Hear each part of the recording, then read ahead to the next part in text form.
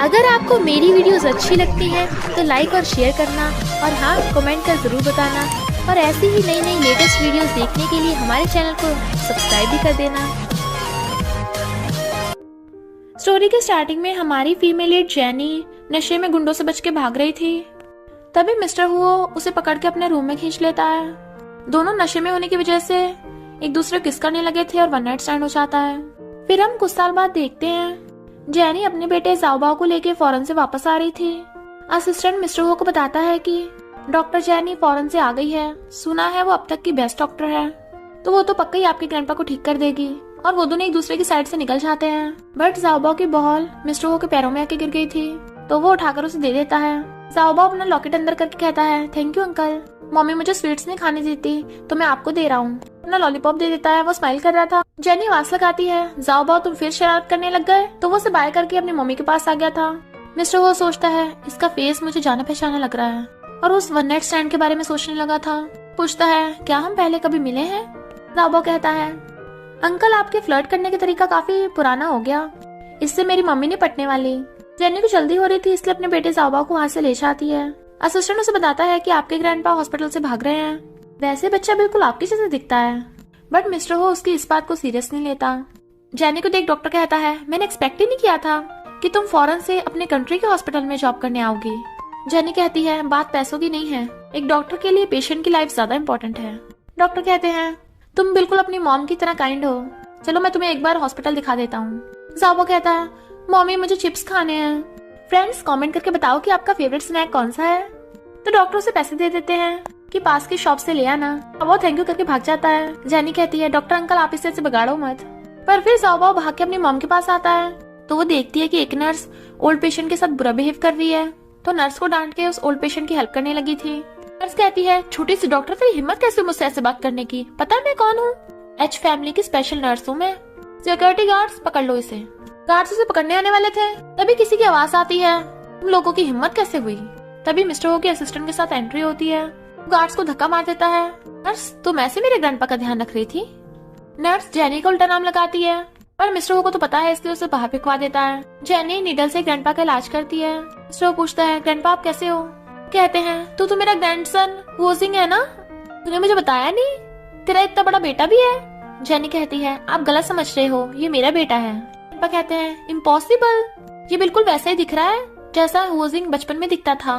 जाओबाओ सोचता है कहीं ये मेरे पापा तो नहीं है। जेनी कहती है इन्हें अल्जाइमर है, अपनी याददाश्त भूलते रहते हैं, मैं कुछ मेडिसिन दे रही हूँ वो खिला देना इन्हें। और अपने बेटे को लेके जाने वाली थी, तो मिस्टर वो उसका थैंक यू करता है, पर ग्रैंडपा जाओबाओ को हक करने लगे थे कि ये मेरा ग्रेट ग्रैंडसन है। मिस्टर वो कहता है लगता है मेरे ग्रैंडपा को तुम्हारा बेटा बहुत पसंद आया, उनका 2 दिन में बर्थडे है, तुम्हें इनवाइट करता हूँ प्लीज जरूर आना। जाओबाओ कहता है ओके अंकल हम जरूर आएंगे, है ना मम्मी। तो वो भी फिलहाल के लिए हाँ करके उसे ले जाती है। मिस्टर वो उसे देख रहा था। ग्रैंडपा कहते हैं वो चली गई अब। वैसे तू डॉक्टर जेनी के बारे में क्या सोचता है। वो कहता है डॉक्टर जेनी काफी जानी मानी डॉक्टर है, वो आपका ट्रीटमेंट करेगी तो मुझे कोई प्रॉब्लम नहीं है। ग्रैंडपा कहते हैं बस इतना ही। वो हाँ करता है। तो ग्रैंडपा कहते हैं तू अब यंग नहीं रह गया तो अपने लिए वाइफ ढूंढ ले, और वो काफी अच्छी लड़की है। मिस्टर वो कहता है ग्रैंडपा मुझे शादी नहीं करनी। ग्रैंडपा कहते हैं तू अब भी उस 6 साल पहले वाली लड़की को ढूंढ रहा है, मुझे नहीं लगता वो कोई अच्छी लड़की होगी, वरना तेरा प्रीशियस नेकलेस क्यों लेके जाती। जेनी अपने बेटे जाओबाओ को लेके ग्रैंडपा की बर्थडे पार्टी में जा रही थी। मिस्टर वो को देख जाओबाओ पापा करता हुआ भाग जाता अंदर। जेनी उसे आवाज लगा रही थी, तभी फैंग आकर उसे रोकने लग जाती है। तू क्या खुद को अभी तक जियांग फैमिली की बेटी समझती है? तूने 6 साल पहले हरकत की थी ना, फैमिली से बाहर निकाल दिया है। ली ने तुझसे एंगेजमेंट भी तोड़ दी है, तो बिना इनविटेशन लेटर के तू अंदर नहीं घुस सकती। जेनी उसको थप्पड़ लगा डालती है, बट हुओ फैमिली का बटलर स्पेशली आके जेनी का वेलकम करता है, तो वो लोग हैरान। ली बटलर से हेलो करने लगा था। बटलर कहता है मिस जेनी हमारी स्पेशल गेस्ट हैं और तुम लोगों ने उससे बदतमीजी से बात की है। जेनी का वेलकम करता है, तो जेनी ली को साइड में करके चली जाती है अंदर। फैंग और ली फिर भी अंदर घुस आए थे। जाओबाओ जब अपना केक लेके जा रहा था, तो एक्सीडेंटली उससे फैंग के ऊपर गिर जाता है केक। फैंग के चिल्लाने पे सब लोग उसे देखने लगे थे। जाओबाओ सॉरी बोल के साफ करने वाला था। उसका नेकलेस देख बटलर कहता है बॉस ये तो आपका जेड नेकलेस है। वो भागता है। फैंग जाओबाओ को धक्का मारता है, तो जेनी जाकर उसे हक कर लेती है। मिस्टर वो जेनी को देखने लगा था, और हम फ्लैशबैक में देखते हैं वन नाइट स्टैंड के टाइम पे जेनी नेक्स्ट डे उठ के भागने लगी थी, तो एक्सीडेंटली उसके कपड़ों में मिस्टर हो का जेड नेकलेस भी चला गया था। मिस्टर हो कहता है बॉडीगार्ड्स आकर इन दोनों को बाहर फेंक दो।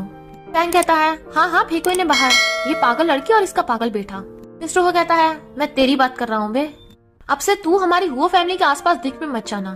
फैंग गिर जाता है। जेनी कहती है फैंग अभी तो शुरुआत है, आगे आगे देख होता है क्या। मिस्टर वो जाओबा का नेकलेस एक सोचता है क्या ये मेरा बेटा है।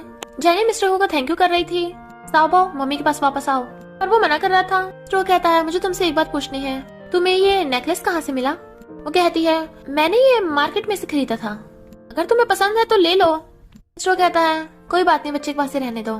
जाओबा कहता है मम्मी झूठ क्यों बोल रही हो, पर बीच में जेनी कहती है हम काफी लेट हो गए हैं, हमें चलना चाहिए। जाओबा चलो।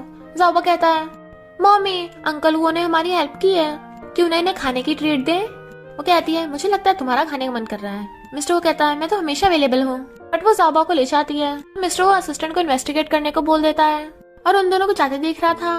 नेक्स्ट डे जेनी जाओबा को खाने पे लेके आती है।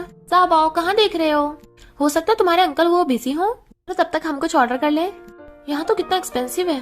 फिर वहाँ पे फैंग और फैंग की मॉम आती है। फैंग उसको थप्पड़ मारने वाली थी पर मिस्टर हो आकर हाथ पकड़ लेता है। जेनी गिरने वाली थी तो मिस्टर हो उसे पकड़ के बचा लेता है, पर जाओबा स्माइल कर रहा था। मिस्टर हो कहता है लगता है जैंग फैमिली शांति से नहीं रहना चाहती। फैंग बोलने वाली थी ये जेनी भी जैंग फैमिली से, बट वो उसको थप्पड़ मार देता है। स्टेप मॉम कहती है मिस्टर हो माफ कर दो, फैंग की गलती थी, और जाने लगे थे तो वो कहता है अगर गलती है तो घुटने टेक कर माफी भी मांगो। तो स्टेप मॉम जबरदस्ती फैंग को पकड़ के घुटने के बल ला देती है, इसलिए फैंग गुस्से में थी। मिस्टर उन दोनों को ले जाता है और फिर वो तीनों खाना खा रहे थे। जाओबा हरी मिर्ची नहीं खा रहा था, वो देखती है मिस्टर वो भी नहीं खा रहा तो सोचती है दोनों की हरकतें एक जैसी हैं, वैसे अच्छा होगा अगर ये जाओबा को पापा बनना चाहेगा। वो पूछता है तुम कुछ सोच रही हो, तो सोचती है मैं पागल हो गई हूँ क्या। कहती है जाओबा खाओ, इतने नखरे क्यों दिखा रहे हो, ऐसे तुम बड़े नहीं होगे। जाओबा कहता है अंकल वो भी तो कितने बड़े हो गए, वो भी हरी मिर्ची नहीं खाते। मिस्टर वो कहता है बिल्कुल सही बोला। जेनी कहती है मिस्टर हो मैं जाओबा की हेल्थ के बारे में सोच रही हूँ, क्यों ना तुम हरी मिर्ची खाकर उसके रोल मॉडल बनो। वो मुंह फेर रहा था तो कहती है मुझे नहीं पता था मिस्टर हो की इतनी बच्चों वाली हरकतें हैं। तो मिस्टर वो गुस्से से उसके हाथ से पकड़ के खा लेता है, नर्वस होकर चॉपस्टिक रख देती है। मिस्टर वो जाओबा को अपनी गोद में बिठाकर उसे कहता है क्या तुम मेरे ग्रैंडपा की डॉक्टर बनोगी, हॉस्पिटल से ज्यादा पैसे मिलेंगे तुम्हें, और अगर तुम जैंग फैमिली से बदला लेना चाहती हो तो मैं तुम्हारी हेल्प करूंगा। वो कहती है तुमने मेरे बारे में इन्वेस्टिगेट किया, वैसे डील काफी अच्छी है, बट मेरी कंडीशन है, मेरी स्टेप सिस्टर फैंग प्रेग्नेंट है, तो मैं जानना चाहती हूँ उसके पेट में किसका बच्चा है। वो कहता है ओके, और दोनों चीयर्स करके ड्रिंक करते हैं। मिस्टर वो कहता है वैसे क्या हम पहले कभी मिले हैं, पर जेनी को लगता है कि वो उस पर ट्राई मार रहा है, इसलिए उसे इग्नोर करके जाओबा को ले जाती है। मिस्टर वो फोन करके कहता है चाहे कुछ भी करना पड़े 6 साल पहले की वो CCTV फुटेज फिक्स करवा दो। क्या जेनी वो तुम थी। जब वो जाओबा को लेके जा रही थी जाओबा देखता है फैंग और ली वेडिंग ड्रेस लेने आए थे और सेल्स गर्ल को बुली कर रहे थे। जाओबा कहता है मम्मी मुझे आइसक्रीम खानी है, मेरे लिए ले आओ ना। वो कहती है ओके कहीं मत जाना, मैं भी लेके आती हूँ। पर जैसे वो चाहती है जाओबा वहाँ पे अपनी बॉल्स गिरा देता है और फैंग फिसल के गिर जाती है। जाओबा साइड में बैठा हंस रहा था और वो लोग उसे देख लेते हैं। इधर जेनी आइसक्रीम लेके आती है, जाओबा देखती है जाओबा वहाँ से गायब है। उसे हर तरफ ढूंढने लगी थी और आसपास के लोगों से पूछने लगी थी कि आपने इतना बड़ा बच्चा देखा है, कहीं नहीं मिलता। तो रोती हुई मिस्टर हुओ को फोन करती है। मिस्टर हुओ भाग के आता है, वो रोती हुई गिरने वाली थी तो उसे पकड़ लेता है और दोनों मिलकर उसे ढूंढते हैं। सेल्स गर्ल घबराती हुई कहती है मैंने किसी को नहीं देखा। मिस्टर हुओ के एक छोटे से बॉक्स पे शक हो रहा था तो वो जाके खोल के देखता है, इसमें जाओबा बेहोश पड़ा था, बड़बड़ा रहा था कि मैं जंगली नहीं हूँ, मेरे पापा हैं, और डर के मारे उठ जाता है। तो जेनी उसे हक कर लेती है तुम ठीक तो हो ना। जाओबा कहता है मम्मी क्या मैं जंगली बच्चा हूँ। कहती नहीं तो वो कहता है जिस बुरी लड़की ने आपको बुली किया था वो बोल रही थी कि मेरे पापा नहीं है। जेनी कहती है क्योंकि तुम्हारे पापा बहुत दूर चले गए हैं। मिस्टर वो उसकी दूर से बातें सुन रहा था तो आकर कहता है ये लो मैंने फैंग की प्रेगनेंसी के बारे में पता लगाया। जेनी देखती है फैंग का किसी और लड़के के साथ अफेयर चल रहा है। कहती है मुझे नहीं पता था वो इतनी शेमलेस है। मिस्टर वो प्लीज क्या तुम कुछ टाइम के लिए मेरे बेटे का ध्यान रखोगे, काम पूरा होते ही मैं उसे वापस लेने आ जाऊंगी। हाँ करता है। जाओबा कहता है मम्मी मैं अंकल वो की सारी बात मानूंगा। जेनी सोचती है मैं भूल गई थी फैंग तूने मुझे बुली किया, पर तेरी हिम्मत कैसे हुई मेरे बेटे को बुली करने की। अब देखना तेरी शादी पे तुझे क्या गिफ्ट देती हूँ। इधर फैंग शादी के लिए रेडी हो रही थी। डैड और स्टेप मॉम खुश होते हैं कि ली से शादी हो जाएगी तो उनके जे ग्रुप को फाइनेंशियल सपोर्ट मिल जाएगी और वो शादी के बाद फैंग को जे ग्रुप के प्रेसिडेंट बना देंगे। फैंग की शादी में जेनी भी आती है। तूने तो मुझे बुलाया नहीं इसलिए मैं खुद ही आ गई।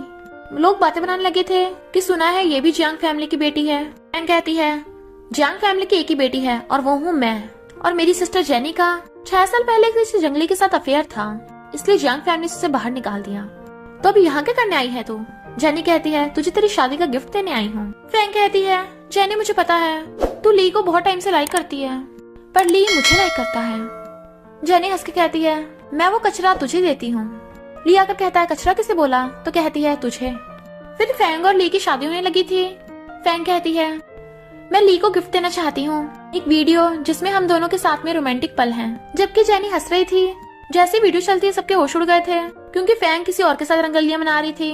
फैंग के गार्ड्स जेनी को पकड़ लेते हैं, बट तभी मिस्टर हो की एंट्री होती है। ज़ाओबो कहता है, मेरी मम्मी को बुली मत करो। मिस्टर हो जाकर जेनी को बचा लेता है। ज़ाओबो जाके जेनी को हक्कर लेता है। मिस्टर हो के बॉडीगार्ड्स ने फैंग को पकड़ लिया था। ली ने फैंग से शादी करने को मना कर दी थी, जिससे जियांग फैमिली बर्बाद हो गई। मिस्टर हो लोगों को पिटवा रहा था, तो जेनी ज़ाओबो की आइस पे हाथ रख देती है। वो कहता है, मम्मी मुझे गुंडों को पिटते हुए क्यों नहीं देखने देती। वो फिर से उसका थैंक यू करने लगी थी, तो कहता है, बस करो, कितनी बार थैंक यू करोगी, भूलो मत हमने डील की है, एक दूसरे की हेल्प करेंगे। ज़ाओबो के साथ साथ जेनी भी सो गई थी, तो वो उन दोनों को देखने लगा था और अपना ब्लेजर उड़ा देता है। साथ में ज़ाओबो का बाल ले लेता है। असिस्टेंट, इसका डीएनए टेस्ट करा लेना। ज़ाओबो खेलता हुआ कहता है, मम्मी मैं भी आपको पापा की तरह प्रोटेक्ट करूंगा। वो हैरान, पापा? अपनी बुक पढ़ने में लग गई थी, तभी कुछ गुंडे आकर ज़ाओबो को उठा के ले जाते हैं। तो वो रोती फोन करती है, मेरे बेटे को किडनैप कर लिया। तभी मिस्टर और असिस्टेंट भाग के आते हैं और उसे रोता देख असिस्टेंट कहता है, रिगार्ड्स को ले जाओ और ज़ाओबो को ढूंढो। जेनी को छुपाता है, मुझे लगता है ज़ाओबो को किडनैप किसने कराया होगा। वो कहती है, जियांग फैमिली के अलावा कौन हो सकता है। मिस्टर हो को फोन आता है, ज़ाओबो मिल गया, तो जेनी को थोड़ी राहत मिलती है। कहता है, ये सेफ नहीं है, मुझे अकेले जाने दो। बट वो कहती है, मैं भी चलूंगी। दोनों मिलकर ढूंढते हैं। जब दो गुंडे ज़ाओबो को जमीन में दबा रहे थे, उन गुंडों की जाते ही वो दोनों ज़ाओबो को खोद के बचा लेते हैं। ज़ाओबो कहता है, मम्मी पापा। तभी जेनी को उसके डैड को कॉल आता है, जो कहते हैं, मैं तेरी मॉम का सामान फेंक दूंगा, वरना यहाँ पे आ जा। स्ट्रो कहता है, तुम्हें मेरी हेल्प चाहिए? तो कहती है, बेटे का ध्यान रखना, मैं अभी आती हूँ। स्टेप मॉम कहती है, क्या वो जेनी हमारी जे ग्रुप को बचाने में हेल्प करेगी? डैड कहते हैं, क्यों नहीं करेगी, मैं उसका बाप हूँ। जैसे जेनी वहाँ आती है, डैड कहते हैं, तुझे जे ग्रुप में 500 मिलियन की इन्वेस्टमेंट करनी होगी, वरना तेरी हम मॉम का सामान जला देंगे। जेनी कहती है, 500 मिलियन के पेड़ से उग रहे हैं। स्टेप मॉम कहती है, तेरी तो मिस्टर हो से जान पहचान है ना, वो तो बहुत अमीर है। वैसे भी तू भी तो जियांग फैमिली की बेटी है, तो क्या जे ग्रुप को बैंकरप्ट होने से बचाने के लिए इतना भी नहीं कर सकती? जेनी कहती है, तुम लोगों ने मुझे फंसाकर पहले ही जियांग फैमिली से बाहर निकाल दिया, और अब अपने लालच के लिए मुझे जियांग फैमिली का मेंबर बना रहे हो। ओके, तो मेरे पास भी तुम्हारे लिए एक ऑफर है। मैं जे ग्रुप को बैंकरप्ट होने से बचा लूंगी, पर मुझे मेरी मॉम के 20% शेयर वापस चाहिए। डैड गुस्से चिल्ला पड़ते हैं, तो कहती, देख लो, मेरे साथ मिस्टर हो है, 500 मिलियन मेरे लिए कोई बड़ी बात नहीं है, और जे ग्रुप को बचाने के लिए तुम्हारे पास इन्वेस्टमेंट भी नहीं है, तो इतने कम टाइम में तुम लोग क्या कर लोगे? तो मजबूरी में डैड जेनी को उसके 20% शेयर दे देते हैं और अपनी मॉम का सामान ले जाती कहती है, मुझे अगली शेयर होल्डर मीटिंग में बुलाना मत भूलना। डैड गुस्से में थे। स्टेप मॉम कहती है, अभी मिस्टर हो इसका साथ दे रहा है ना, इसलिए जेनी उछल के दिखा रही है, पर बिना मिस्टर हो के ये हमारे चंगुल से नहीं बच सकती। डैड पूछते हैं, क्या मतलब? तो कहती है, क्याओ फैमिली की बड़ी बेटी क्याओलू मिस्टर हो को बहुत लव करती है। अगर उसे पता चला कि जिसे वो लाइक करती है उसके पीछे एक बच्चे की माँ पड़ी है, तो वो क्या करेगी? जेनी ग्रैंडपा का चेकअप कर कहती है, अब आपकी बीमारी इतनी सीरियस नहीं रही, आप जल्दी ठीक होने वाले हो। ग्रैंडपा कहते हैं, मिस्टर वो सही बोल रहा था, तुम एक बहुत अच्छी डॉक्टर हो। वो कहती है, ये तो मेरा काम था, वैसे भी आपके ग्रैंडसन ने मुझे बहुत पैसे दिए हैं इसके बदले। ग्रैंडपा कहते हैं, तुम मेरे ग्रैंडसन के बारे में क्या सोचती हो? कहती है, काफी अच्छा इंसान है। ग्रैंडपा कहते हैं, ओके, तो मैं तुम दोनों की शादी करवाऊंगा। जेनी हैरानी से उसे देखने लगी थी और काम का बोलकर वहाँ से जाने लगती है, पर मिस्टर हो तो उसे देखने में इतना मगन था कि ग्रैंडपा की बात ही नहीं सुनता। ग्रैंडपा कहते हैं, क्या फैमिली की क्याओलू आ गई है, तो उसके साथ खाने पे चले जाना। तुझे जेनी पसंद नहीं है तो मैं तुझे फोर्स नहीं करूंगा। वैसे भी क्याओ फैमिली और हुओ फैमिली काफी अच्छा मैच है। मिस्टर वो चला जाता है तो हंसने लगे थे, मैं भी देखता हूँ ये कब तक नाटक करेगा। जेनी जा रही थी, तभी मिस्टर वो भाग कर आकर उसका हाथ पकड़ लेता है। उसे देखती है और कुछ बोलने वाली थी। मिस्टर वो कहता है, क्या हुआ, क्या तुम मुझसे शादी करना चाहती हो? वो नर्वस होने लगी थी। नहीं तो मुझे तुम्हारी हेल्प चाहिए थी, मुझे 500 मिलियन चाहिए। मिस्टर वो कहता है, 500 मिलियन थोड़े नहीं होते। वो कहती है, समझो कि मैं तुमसे उधार ले रही हूँ, बाद में वापस कर दूंगी। मिस्टर वो कहता है, मैं नहीं चाहता तुम मुझे पैसे देकर रिपे करो, बदले में मुझे भी तुम्हारी हेल्प चाहिए। और उसके क्लोजर कहता है, कल मैं ड्राइवर को भेजूंगा, तो अच्छे से ड्रेसअप होके अपने बेटे के साथ आना, लेट मत होना, कल मिलेंगे। नेक्स्ट डे क्याओलू मिस्टर हो के साथ खाना खा रही थी, उठ के जाने लगता है तो कहती है, ना हम शादी की बात कर ले। इतने में जेनी भी ज़ाओबो को लेके आ जाती है, तो सोचती है मिस्टर हो यहाँ एक लड़की के साथ डेट पर आया है। वापस आने लगी थी, ज़ाओबो पापा पापा करता हुआ मिस्टर हो को जाके हक्का लेता है। जेनी मुझ पा रही थी, मिस्टर हो कहता है, तुम आ गई, इससे मिलो, ये है मेरी वाइफ जेनी। क्याओलू कहती है, ये लड़की कौन है, इसका तो बच्चा भी है। मिस्टर हो उसके कान में कहता है, तुम जितने कहोगे मैं उतने पैसे दूंगा, बस मेरे साथ मेरी वाइफ बनने की एक्टिंग करो। जेनी कहती है, ओ हबी, तुम तो मुझे और ज़ाबा को अम्यूजमेंट पार्क लेके जाने वाले थे ना, तो किसी और लड़की के साथ यहाँ क्या कर रहे हो? स्टोर से करीब कर कहता है, सॉरी मुझसे गलती हो गई। सोचती है ये कुछ ज्यादा नहीं क्लोज हो गया। क्याओलू कहती है, तुझे क्या लगता है एक बच्चे की माँ होकर तुम मिस्टर हुओ के लायक है? मैं क्याओलू हुओ फैमिली की डॉटर इन लॉ बनने वाली हूँ, और वैसे भी तेरा बच्चा तो इलेजिटिमेट है। जेनी गुस्से से कहती है, हबी तुम इससे शादी करके अपने बेटे को छोड़ दोगे? मिस्टर हुओ कहता है, तुम्हें क्या लगता है मैं इतना ही रिस्पॉन्सिबल हूँ? ज़ालू उसका हाथ पकड़ कहती है, तुम इस लड़की का भरोसा मत करो, ये तुम्हारे पैसों के लिए तुम्हारे पीछे है, और वैसे भी इसका बच्चा भी तुम्हारा नहीं है। तुम्हें बच्चे पसंद है तो मैं तुम्हें बच्चे दे सकती हूँ। अब उसे धक्का मारता है, बुरी लड़की दूर हट मेरे पापा से। जेनी कहती है, किसने कहा मेरा बेटा लेजिटिमेट है? मिस्टर हुओ उसका बाप है, और उसे पकड़ के किस कर देती है, और मेरा हस्बैंड भी, कोई उसे मुझसे नहीं छीन सकता। ज़ालू उसको थप्पड़ मारने वाली थी, पर मिस्टर हुओ हाथ पकड़ लेता है, तुम मेरी वाइफ को मारोगी? ज़ालू कहती है, मैं तुम्हारी चाइल्डहुड फ्रेंड हूँ, तुम इसके लिए मुझे कैसे बुली कर सकते हो? उसे धक्का मार देता है, वाइफ मैं ऐसे नहीं जानता। जेनी कहती है, मुझे तुम पे भरोसा है। ज़ाबा चलो हम अम्यूजमेंट पार्क चलते हैं। चले जाते हैं, पर ज़ालू गुस्से में थी और फोन करती है।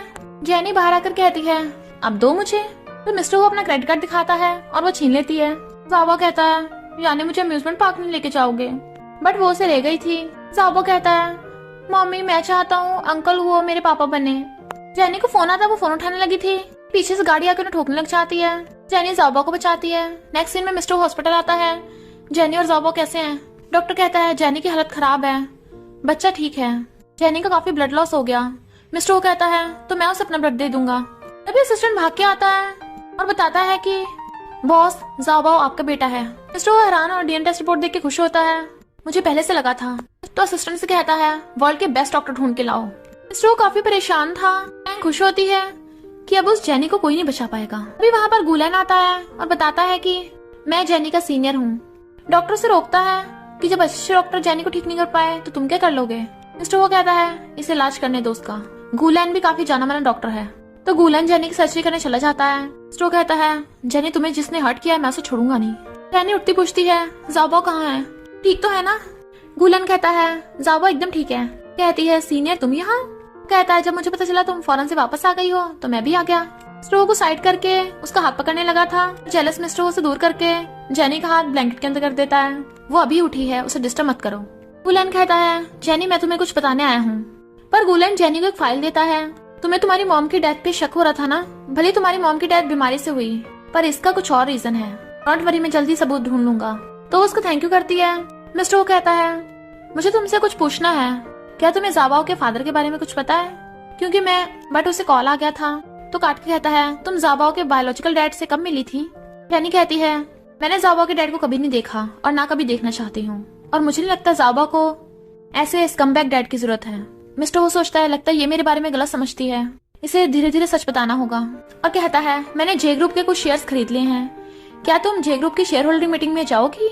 कहती है ऑफ कोर्स जाऊंगी, मुझे पता है ये एक्सीडेंट किसने करवाया होगा और मुझे जिंदा देख के उन्हें बहुत बड़ा झटका लगने वाला है। इधर जे ग्रुप की शेयर होल्डर मीटिंग में डैड कहते हैं मैं अपनी बेटी फैंग को अपने शेयर्स देता हूँ और उसे जे ग्रुप का न्यू प्रेसिडेंट बना रहा हूँ। तभी जेनी आती है। मैं फैंग के प्रेसिडेंट बनने से डिसएग्री करती हूँ। तुम लोग मुझे जिंदा देख के हैरान नहीं हुए कि अब तक तो मुझे एक्सीडेंट में मर जाना चाहिए था? डैड कहते हैं वो बस एक एक्सीडेंट था। जेनी कहती है भूलो मत मेरे पास 20% शेयर्स हैं, इसलिए मेरे होते हुए फैंग प्रेसिडेंट नहीं बन सकती। फैंग कहती है क्यों नहीं बन सकती, तेरे पास सिर्फ 20% है पर मेरे पास 30% है। जेनी उसके थप्पड़ मार देती है, किसने कहा मेरे पास सिर्फ 20% शेयर्स हैं? आंखें खोल के देख लो मेरे पास कितने शेयर्स हैं। तो जे ग्रुप के न्यू प्रेसिडेंट मैं हूँ। पर कोई भी उसकी बात पे यकीन नहीं करता। डैड के कहने पे गार्ड्स उसे पकड़ लेते हैं और फैंग हंस रही थी। बोर्ड मेंबर फाइल देख के कहता है ये सच बोल रही है, जेनी के पास जे ग्रुप के 35% शेयर्स हैं। डैड हैरान। बोर्ड मेंबर कहता है इसका मतलब सबसे बड़ी शेयर होल्डर तो जेनी है। डैड कहते हैं ऐसा कैसे हो सकता है, तेरे पास इतने शेयर्स कहाँ से आए? तभी मिस्टर वो आता है। फैक्ट उसने जेनी को अपने शेयर्स दे दिए थे। डैड कहते हैं मिस्टर वो ये लड़की कंपनी चलाने में अच्छी नहीं है, इसे अपने शेयर्स देकर तुमने गलती की है। मिस्टर वो कहता है तू मुझे सिखाएगा।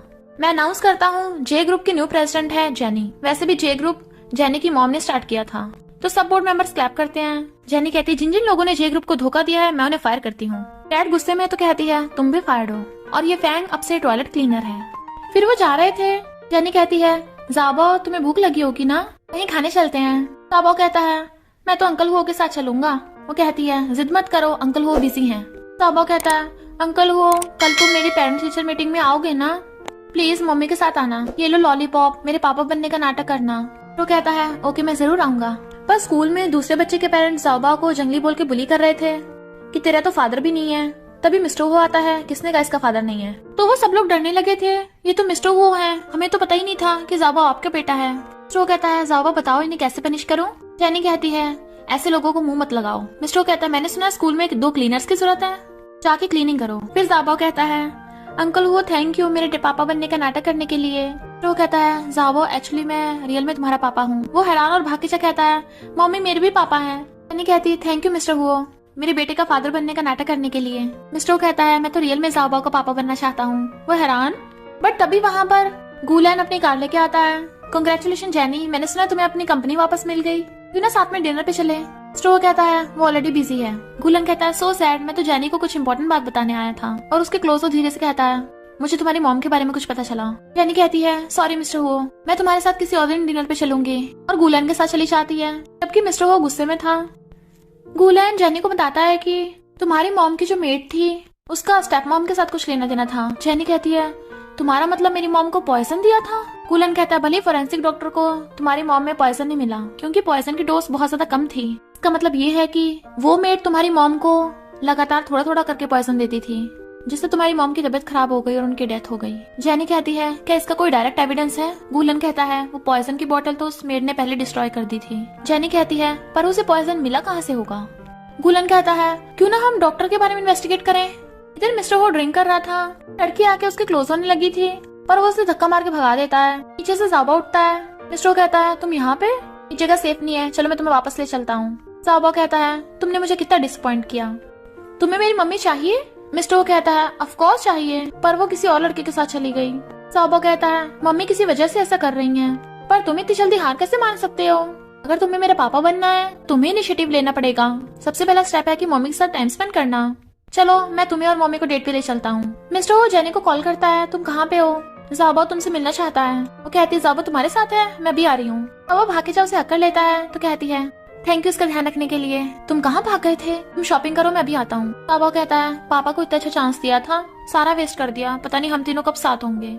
जैनी कहती है जाबा देखो ये तो वही लिमिटेड एडिशन टॉय है जो तुम्हें चाहिए था। सेल्सगर्ल कहती है हमारी शॉप के टॉयज लिमिटेड एडिशन होते हैं, अपने बेटे को भी बेच दोगी तब भी नहीं अफोर्ड कर पाओगी। जैनी कहती है तुम कस्टमर्स के साथ ऐसे बिहेव करती हो। सेल्सगर्ल कहती है तुम जैसे पुअर कस्टमर इस शॉप में आने के लायक नहीं है। जाबा कहता है मम्मी ये लड़की कितनी बुरी है, मुझे इससे टॉयज बाय नहीं करने। मिस्टर वो आकर कहता है इस शॉप के सारे टॉयज पैक कर दो, मैं अपने बेटे को दूंगा। जैनी कहती है ऐसे तुम बच्चे को बिगाड़ दोगे। मिस्टर वो कहता है ओके नहीं दिलाऊंगा। जाबा कहता है पापा आप बहुत बुरे हो। फिर मिस्टर वो उसे ग्रैंडपा के घर पे लेके जाने लगा था। जाबा भागकर जाकर ग्रैंडपा को हक कर लेता है और वो भी बहुत खुश होते हैं। फिर जाबा अपने न्यू खिलौनों के साथ खेलने लगा था। मिस्टर वो आकर कहता है ये लो मेरा ब्लैक कार्ड, आगे से तुम्हें जो भी टॉय चाहिए होगा इससे ले लेना और अपनी मम्मी को मत बताना। तो जाबा ओके करके ले लेता है और उसके साथ हाई फाई करता है। जैनी कहती है तुम दोनों में कब से इतनी बनने लग गई। तो दोनों एक साथ कहते हैं सीक्रेट है। जाबा से खेलते खेलते एक्सीडेंटली उसके कपड़े गंदे हो गए थे। मिस्टर वो चेंज करने चाहता है और जैनी ग्रैंडपा का चेकअप कर रही थी। जाबा जाकर कहता है मम्मी मेरे कुछ टॉयज अंकल हुओ के रूम में हैं, प्लीज जाकर ले आओ। वो ओके बोलकर जाने लगी थी। जाबा कहता है अब तो मेरा प्लान पक्का काम करेगा, मम्मी पापा सेम रूम में, मेरे बिना तो ये फैमिली सरवाइव ही नहीं करेगी। जैनी कहती है मिस्टर वो क्या तुम अंदर हो। टॉय ढूंढने लगी थी। वो वॉशरूम से निकलता है तो आंखों पे हाथ रख लेती है। वो कहता तुम यहाँ क्या कर रही हो। तो कहती है जाबा को टॉय लेने आई थी, पर जब वापस आने लगी थी तो जाबा ने बाहर से लॉक लगा दिया था। जैनी कहती है जाबा जल्दी से गेट खोलो, पर मिस्टर वो खड़ा हंस रहा था। जाबा जाके ग्रैंडपा के साथ हाई फाई करता है। जैनी उसे देख कहती है तुम कपड़े क्यों नहीं पहन लेते। वो कहता क्यों, मुझे देख के तुम शर्मा रही हो। जैनी नर्वस होती हुई ग्लास में रखा पानी उठाकर पीछे आती है। मिस्टर वो कहता है क्या तुमने कभी जाबा के पापा को ढूंढने का सोचा नहीं। कहती है क्या। तो कहता है कुछ नहीं। जैनी कहती है इनफैक्ट मैं तुम्हारा थैंक यू करना चाहती हूँ, तुम्हारे बिना मैं जे ग्रुप को वापस नहीं ले पाती। वो उसे पकड़ के अपने पास बिठा लेता है। ये तो मुझे करना ही था। सोचता है तुमने अकेले इतने सालों से सब हैंडल किया, फ्यूचर में तुम्हारा अच्छे से ध्यान रखूंगा। जैनी कहती है क्या तुम्हें यहाँ पे हॉट फील नहीं हो रहा। और उसके ऊपर गिर गई थी। समझ आता है कि इसे नशा दिया है। डॉक्टर ग्रैंडपा ने पानी ग्लास में कुछ मिला दिया था। वो उसे लिटाकर जाने लगा था, पर वो हाथ पकड़ के खींच लेती है और किस करने लगी थी। मिस्टर वो कहता है तुम्हें पता भी है ना मैं कौन हूँ। वो कहती है हाँ। मिस्टर वो और उसे किस करने लग जाती है। मॉर्निंग में उठती है, उसे देख के हैरान, चुपके चुपके उठ के वहाँ से भाग जाती है।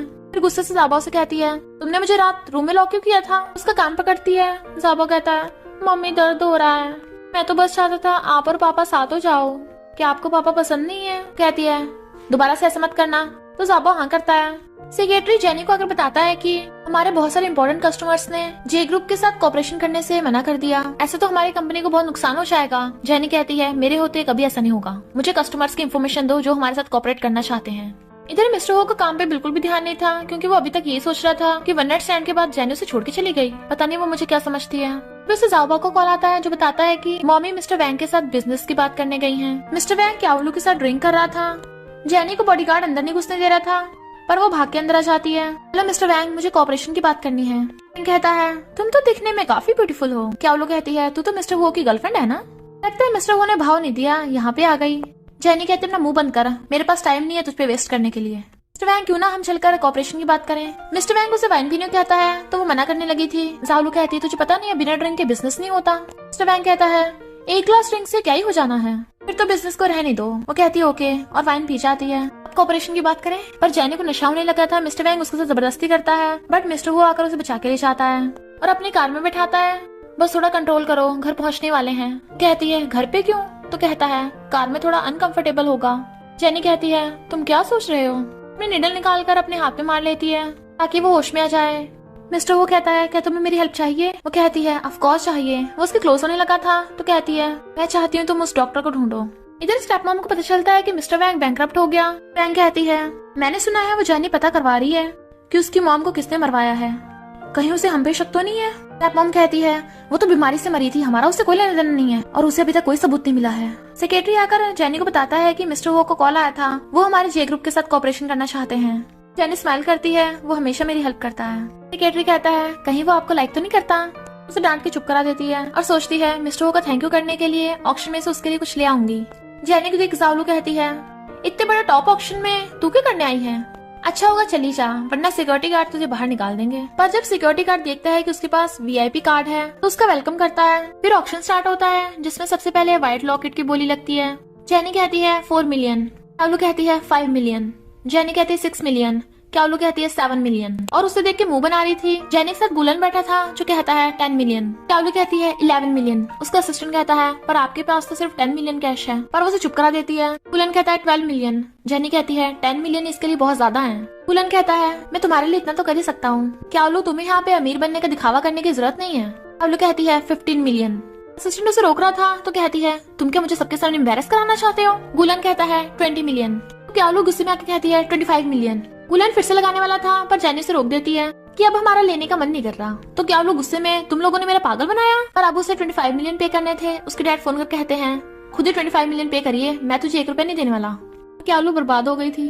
फिर नेक्स्ट कफलिंग्स का ऑक्शन होता है। जेनी सोचती है ये मिस्टर हो के लिए परफेक्ट होंगे और 8 मिलियन में जीत जाती है। जाने लगी थी। क्यावलू कहती है मुझे फंसाकर खुद मजे से जा रही है। तभी पुलिस वाले आकर क्यावलू को अरेस्ट कर लेते हैं। कहती मैंने क्या किया है? मिस्टर वो कहता है ये रहे इसके गुनाह का प्रूफ। पुलिस वाले उसे पकड़ के ले गए थे। मिस्टर वो सबके सामने कहता है कोई भी जेनी को बुली करने की सोचना भी मत, क्योंकि जेनी के जे ग्रुप के साथ मेरा हुआ ग्रुप है। तो उसका हाथ पकड़ लेती है।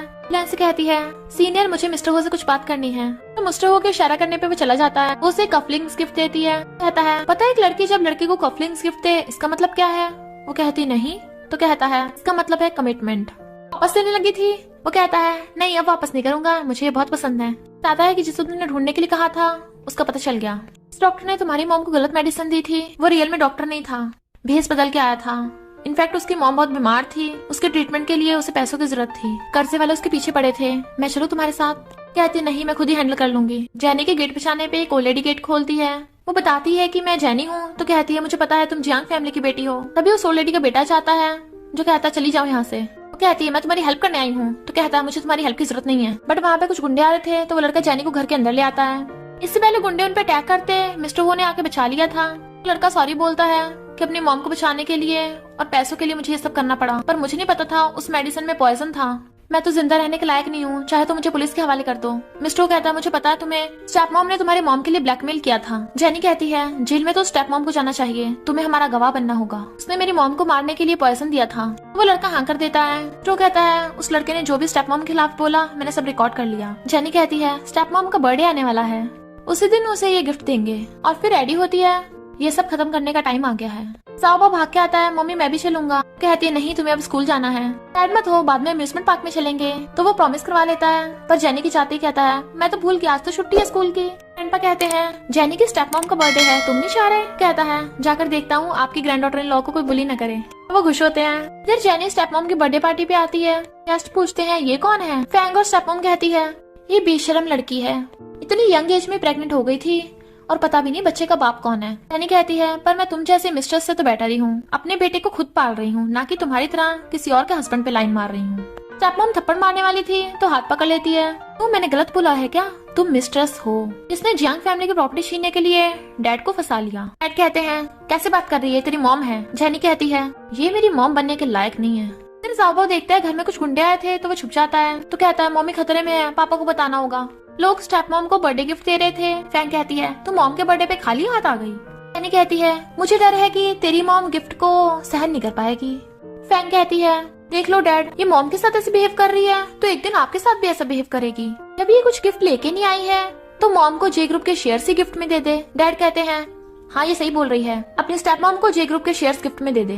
जेनी कहती है मैंने तो गिफ्ट बहुत टाइम पहले से रेडी कर रखा है। सबको रिकॉर्डिंग सुनाती है। डैड कहते हैं क्या ये सच है? स्टेप मॉम कहती है नहीं ये फेक है। डैड उसे पकड़वाने वाले थे तभी मिस्टर हो जाओबा को लेके आ जाता है। वाइफ मैं तुम्हें पिकअप करने आया हूँ और तुम सब गुंडों को तुम्हारे कर्मों की सजा मिलेगी, अब जेल में सड़ना। और पुलिस उन्हें अरेस्ट कर लेती है। जेनी अपनी मॉम की ग्रेव पे फ्लावर बुके रखती है। मॉम फाइनली मैंने आपका बदला ले लिया। जाओबा कहता है ग्रैंडमा मैं अपनी मम्मी को हमेशा प्रोटेक्ट करूंगा, तो वो उसे किस कर देती है। अभी मिस्टर हो आता है, डोंट वरी मैं आपकी बेटी और जाओबा का अच्छे से ध्यान रखूंगा। कहती है क्या बोल रहे हो?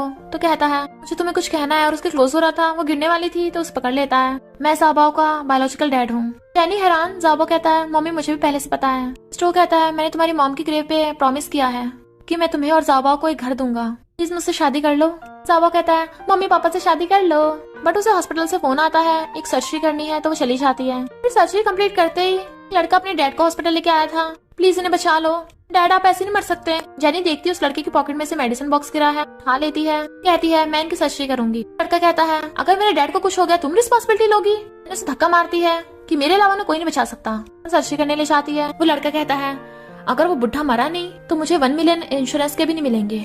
बट फैंग ने उसकी बात सुन ली थी तो उस पे पैसे फेंक के कहती है मैं किसी को नहीं बताऊंगी, तुम्हें बस मेरे लिए काम करना होगा। सर्जरी सक्सेसफुल जाती है। लड़का कहता है थैंक यू डॉक्टर। जैसे वो बाहर जाती है वो लड़का अपने डैड को कुछ खिला देता है। जेनी घर जा रही थी, हाँ जाओ मम्मी आने वाली है, पर वो लड़का के फोन छीन लेता है। बहुत सारे आदमियों को ले आया था कि डॉक्टर होके लोगों को जान से मारती हो। जावा और मिस्टर को फोन पे सुन लेते हैं। इससे पहले वो लड़का कुछ करता, वहाँ पर गुलन आ गया था और जेनी को मेडिसिन बॉक्स देता है। इनफैक्ट जेनी ने उसे वो मेडिसिन देकर पता करने को कहा था, तो बताता है कि इस लड़के ने अपने डैड को जानबूझ के मेडिसिन दी थी जिससे उनका ब्लड प्रेशर लो होकर तबीयत खराब हो गई। फैंग कहती है जेनी इस बार तो बच गई पर अगली बार नहीं बचेगी। पर जाओबा बॉडीगार्ड्स ले आया था, पकड़ लो इसे, जो फैंग को पकड़ लेते हैं। जेनी को बचाते टाइम मिस्टर हो को चोट लग गई थी तो वो उसकी पट्टी करती है, पर मिस्टर हो उसे हक कर लेता है, बट उसे उसकी चोट पे टच हो गया था तो दर्द होता है। वो उसके मारने लगी थी, पता मुझे तुम्हारी कितनी चिंता हो रही थी, रेस्ट करो, और उठ के जाने लगी थी पर वो उसे पकड़ के बेड पे लेटा लेता है। दोनों किस करने वाले थे तभी जावा आ जाता है, पापा एप्पल खाओ। जल्दी दूर होकर एप्पल खाने लगता है। जावा कहता है मम्मी आप भी खाओ, कहती है तुम खा लो। मिस्टर उसे अपनी गोद में बिठा लेता है। गुलन आता है तो कहती है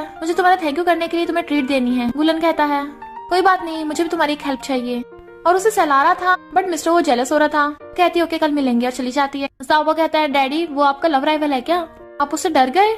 मिस्टर उसको मार के कहता है बिल्कुल नहीं। फोन करता है मुझे स्कूल की पूरी खबर देते रहना। गुलन कहता है मेरी सिस्टर की शादी होने वाली है, वो आ नहीं पाई, क्या तुम उसकी जगह उसकी वेडिंग ड्रेस ट्राई कर लोगी, तुम दोनों का सेम साइज है। हाँ करके अंदर जाती है पर जावा और मिस्टर वो छुपके देख रहे थे और वो जेलस हो रहा था। जेनी वेडिंग ड्रेस ट्राई करती है। गुलन कहता है हम दोनों कितने टाइम से एक दूसरे को जानते हैं। वो कहती है तुम भूल गए हम स्कूल से एक दूसरे को जानते हैं। गुलन घुटनों के बल बैठ के कहता है मुझसे शादी करोगी। वो कुछ बोल नहीं रही थी। मिस्टर वो आकर कहता है वो नहीं करना चाहती, तुम इतने टाइम से घुटनों के बल बैठे हो, थक गए होगे, उठ जाओ। जेनी तुम स्टूपिड हो क्या, मेरे पीछे किसी और लड़के के साथ वेडिंग ड्रेस ट्राई करने आ गई। कहती है क्या बोल रहे हो, मैं इसकी सिस्टर के बदले वेडिंग ड्रेस ट्राई कर रही थी। जो कहता है हाँ तभी तो ये तुम्हें प्रपोज कर रहा है। साबो कहता है मम्मी आप समझी नहीं हो, पापा जेलस हो रहे हैं। वो स्माइल करती है। गुलन उसे शादी के लिए कह रहा था तभी मिस्टर हो भी उसे शादी के लिए प्रपोज करता है, पर जेनी गुलन को सिर्फ अपना फ्रेंड मानती है और मिस्टर हो से शादी करने के लिए हाँ कर देती है। फिर क्या जावा अपनी मम्मी पापा के साथ खुश रहने लगा था। और इसी के साथ इस स्टोरी का एंड हो जाता है। अगर आपको ये स्टोरी पसंद आई हो तो लाइक शेयर और कमेंट करते जाना। तो बस थोड़ा सा इंतजार करना, फिर मिलेंगे न्यू स्टोरी में।